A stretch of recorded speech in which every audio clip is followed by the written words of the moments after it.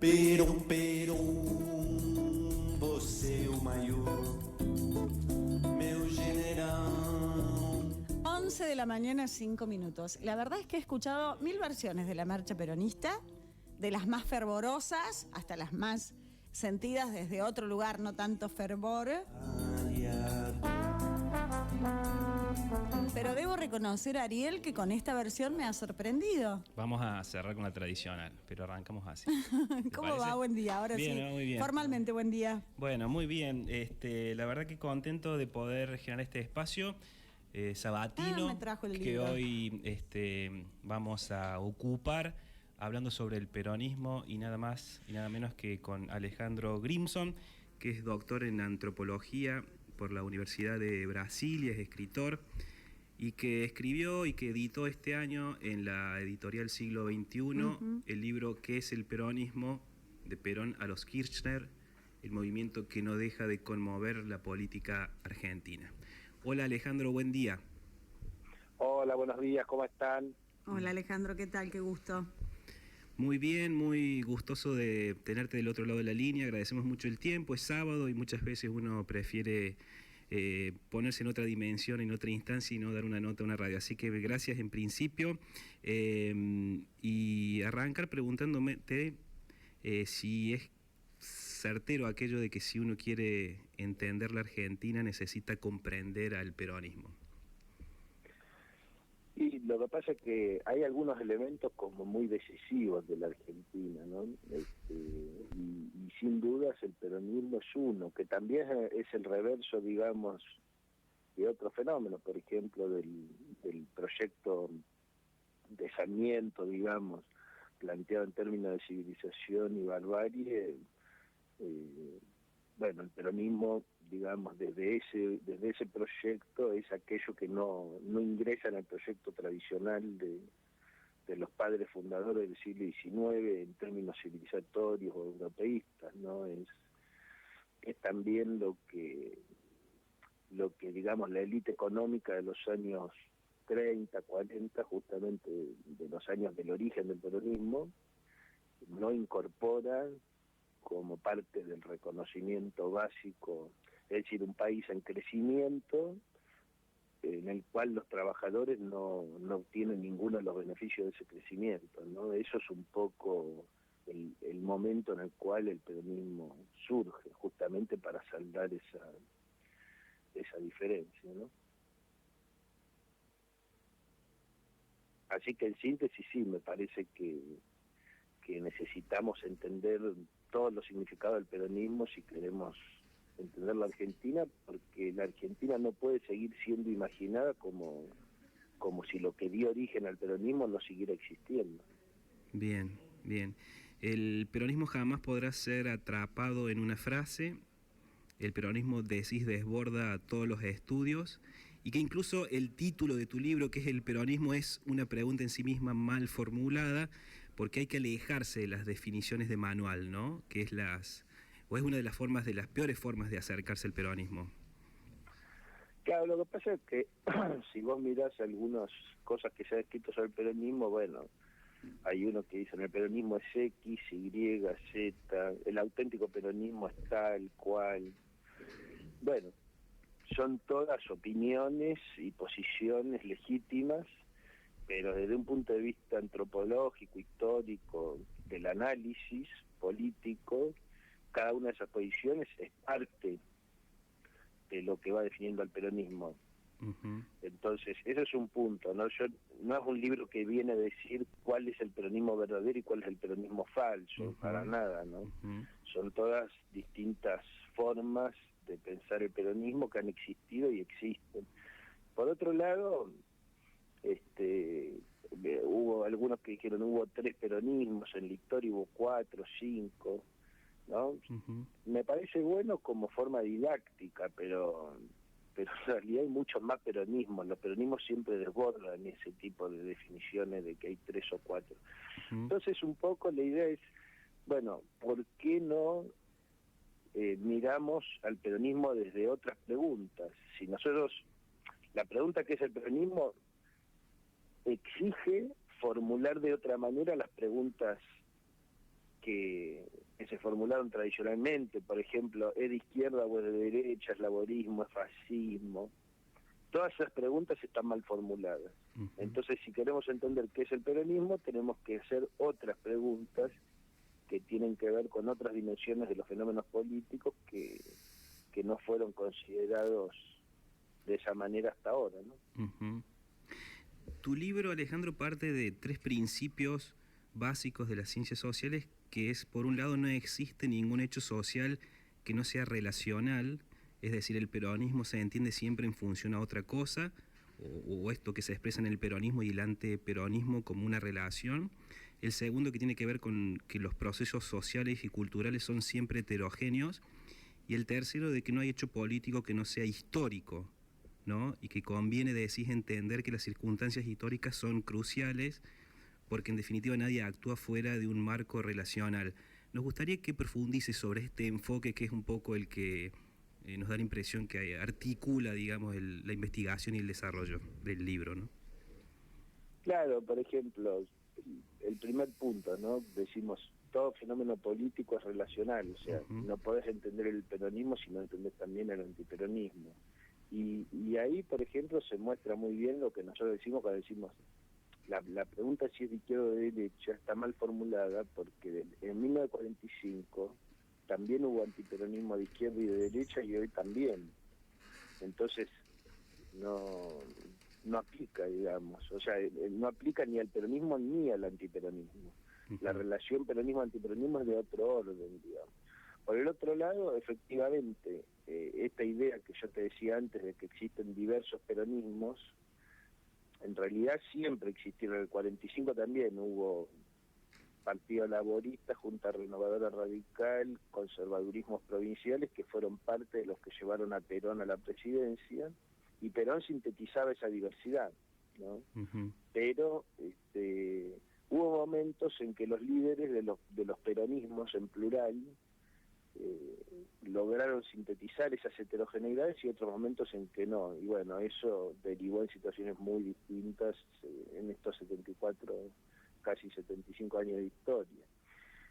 Y por el otro lado, bueno, la idea de que el peronismo, al igual que todos los fenómenos políticos, tienen historicidad, transcurren en el tiempo, también explica un poco la estructura del libro, porque el libro está estructurado a partir de momentos claves de la historia del peronismo, ¿no? El 45, el 55, el 73, el 90, 2003, 2015, y a partir de esa estructura, digamos, va mostrando cómo el peronismo no es lo mismo, porque el antiperonismo no es lo mismo, nada es idéntico a sí mismo a lo largo del tiempo.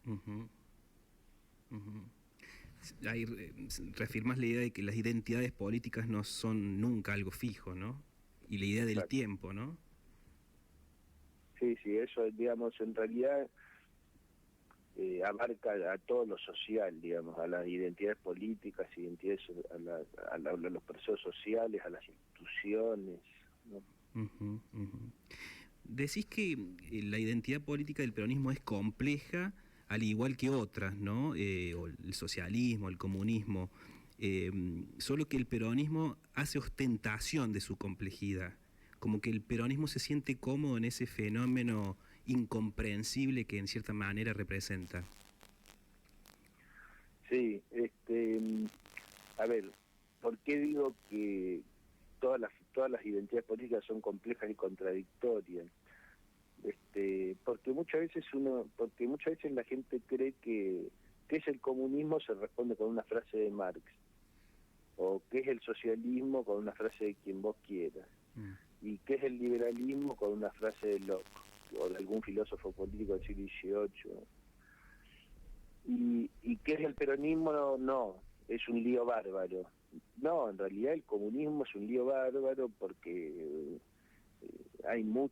hubo muchos comunismos a lo largo de la historia, y muy distintos, hubo muchos usos de la palabra socialismo, del liberalismo. Entonces son todos fenómenos muy contradictorios. Pero si vos escuchás a un comunista, a un socialista, a un liberal hablando de sus corrientes políticas, generalmente te dan una definición, dicen el socialismo es tal cosa, y bueno. Ahora, el peronista la diferencia que tiene es esta, que es que está orgulloso de ser complejo, ¿no? Le gusta ser incomprensible. Dice, sí, nosotros somos incomprensibles. Y es como que hay un juego ahí que tiene que ver con cierto goce, cierto disfrute, cierta celebración. Pedro Saborío, que escribió un libro también muy lindo sobre el peronismo, que se llama Una historia del peronismo, y con quien trabajamos, hacemos un espectáculo juntos, él siempre dice que hay un costado punk del peronismo, en el sentido de que, por ejemplo, los rockeros, digamos, van con una camiseta que dice yo soy de tal banda de rock, tiene una gorrita que dice qué banda les gusta, ¿no es cierto? Tiene una imagen, una foto, un tatuaje, y los peronistas también. En cambio, en general, los no peronistas, la mayoría no anda, digamos, no tiene un termo con la foto de su líder político, ¿me entendés? Claro. Entonces ahí es como que, bueno, hay una... Por un lado hay una ostentación de la identidad, porque además una identidad que nace con una foto, ¿no? Que es la de obreras y obreros con los pies adentro de la fuente de Plaza de Mayo, que se llama Las Patas en la Fuente, y que pasa a ser una imagen histórica de lo herético, ¿no? De una herejía, de digamos, refrescarse dentro de un símbolo nacional, ¿no? Pero eso, digamos, después pasa a ser muy constitutivo de cómo funcionan muchas veces las identidades peronistas, porque, bueno, ellos ven que hacer choripán les perturba a las clases medias altas o a los de nariz respingada, entonces ponen más choris y tratan que el humo llegue más lejos, digamos. Lo tomás a Ostigui en el libro para referenciar que hay como un acuerdo de que cuando uno piensa el peronismo se lo asocia a las zonas bajas o a los sectores de base en donde están precisamente las preocupaciones sociales, ¿no? Como si eso fuera un punto de acuerdo pleno, digamos, cuando uno piensa o intenta caracterizar desde la complejidad al peronismo. Claro. Sí, tomamos esas tres dimensiones, ¿no? La línea izquierda-derecha, la línea de lo alto y lo bajo, las voces bajas, las voces altas, obviamente el peronismo está asociado a las voces bajas, y después una tensión entre lo pragmático y lo dogmático, digamos, donde vos podés encontrar, digamos, por ahí, en una tradición más de izquierda, se piensa que lo dogmático es más de izquierda y que lo pragmático es más de derecha, pero cuando vos estudiás la realidad no es así, hay dogmatismos de izquierda y de derecha y pragmatismos de izquierda y de derecha, ¿no? Entonces, lo que nosotros planteamos es que para entender el peronismo hay que entender las tres dimensiones, más la dimensión del tiempo, el peronismo en 3D o en 4 dimensiones. Y la mirada sobre la capacidad de construir hegemonía del peronismo, digamos, ¿qué nos decís al respecto, digamos, esto de su capacidad de articular heterogeneidades sociales, políticas, y esta tensión que vas diciendo en relación al purismo o al pragmatismo a la hora de construir una mayoría y ir en búsqueda de poder, digamos? Claro,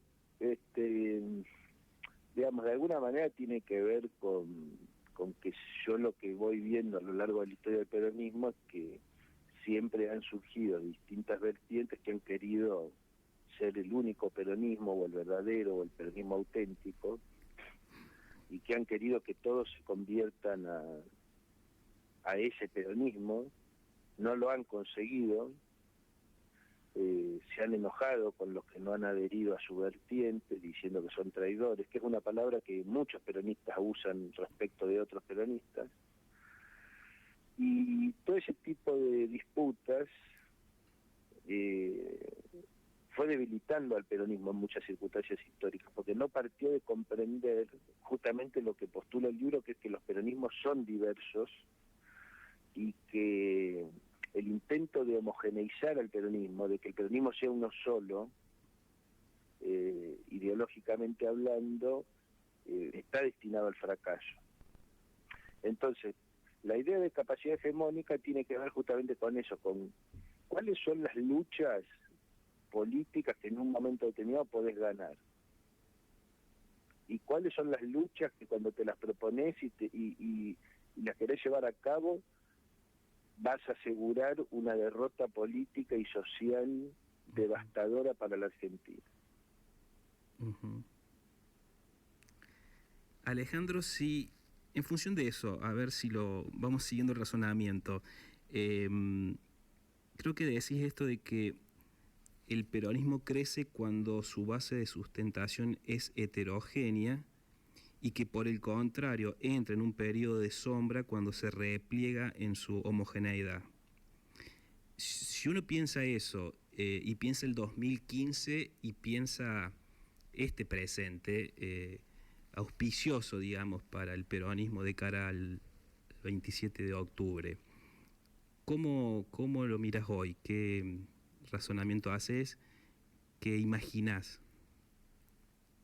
Y bueno, el libro lo que argumenta en el último capítulo muestra que más allá de todos los logros, en los últimos años del kirchnerismo hubo un intento de homogenización, o la idea, digamos, de que solamente aquellos que estaban de acuerdo totalmente con Cristina eran, digamos, parte, y el resto empezó a irse, ¿no? Y esas decisiones, que también estuvieron ligadas a esta búsqueda de homogenización, fueron parte decisiva en la derrota del peronismo en 2015, y la reversión, bueno, el mantenimiento de esas divisiones fue clave en la derrota del peronismo en el año 2017, y la reversión de esas divisiones, o sea, la rearticulación de heterogeneidades, fue clave en el triunfo del peronismo este año. O sea, no había sucedido el triunfo del peronismo cuando el libro salió publicado. Claro. Pero de alguna manera el libro explica perfectamente bien por qué triunfó el peronismo. Justamente por la capacidad hegemónica y por la rearticulación de heterogeneidades. Bien. Hay tres matrices intelectuales a partir de las cuales se hacen juicios negativos sobre el peronismo, señala tu libro. Una es la perspectiva clasista o racista, otra es la liberal y la tercera es la de izquierda. Y hay un punto ahí históricamente de debate, ¿no? En torno a que las críticas de izquierda suelen tener valor en abstracto, pero que como que están desconectadas de la realidad. Quisiéramos que profundice sobre eso, digamos, sobre esos juicios negativos que tiene el peronismo desde estas tres dimensiones, la racista, la clasista, la liberal y la de izquierda, y cómo el peronismo se sobrepone a eso y construye su agenda, digamos, su sentido político. Bueno, es bastante largo. Yo ahora en un rato tengo otras cosas que hacer, está claro. Pensé que era una entrevista más breve, pero te voy respondiendo eso. Bueno, respecto de las críticas de izquierda, lo que yo digo básicamente es que el peronismo... O sea, vos podés decir que por qué en la Argentina no hubo, no sé, expropiación de los medios de producción durante el peronismo. Y, digamos, lo que yo digo que en abstracto puede sonar interesante esa crítica, pero realmente no había condiciones históricas de hacer eso. O sea, si no sucedió eso en ningún país de América Latina, salvo en Cuba, en ningún otro país sucedió, ¿no? Entonces, más bien uno diría, bueno, no es por el peronismo, que tampoco sucedió en otros países de América Latina, no es la razón que explica que no haya habido revolución socialista. Por otra parte, en 2019 también tenemos que tener un balance más matizado y complejo de cómo terminaron esos procesos, ¿no? Porque ninguna de esas economías funcionó con la expropiación o la colectivización o la estatización de los medios de producción. O sea, no hay ninguna economía que haya funcionado así. Entonces lo que se pensaba hace 50, 70, 80 años de cómo podían ser las economías socialistas, bueno, no funcionaron de esa manera y todavía no hay una buena teoría de cómo podrían funcionar. Ese es uno de los grandes problemas que hay, pero digamos, no, el peronismo puede tener culpa de muchas cosas, pero no de que no haya una teoría de la izquierda acerca de cómo tiene que funcionar la economía, ¿no? Está bien, está bien, está bien. Bueno, Alejandro, cerramos con esta pregunta que a lo mejor es pretenciosa en términos de ejercicio imaginativo, pero si pensás, digamos, el periodo que pareciera que viene entre 2019 y 2023 y, no sé, las oportunidades, los condicionamientos internos y externos que tenemos como país, ¿qué peronismo crees que viene, digamos? Mira, yo lo que conozco y lo que veo y lo que escucho es un peronismo muy hijo de la democracia que estamos viviendo, ¿no? Uh-huh. Un peronismo en ese sentido muy arraigado en la historia, no solo de sus 74 años, sino también de estos 30 y pico de años de democracia. Veo un peronismo, o varios peronismos que coinciden en que no se puede seguir destruyendo el aparato productivo argentino y destruyendo empleo y privilegiando la relación con el FMI por encima de todas las cosas del mundo.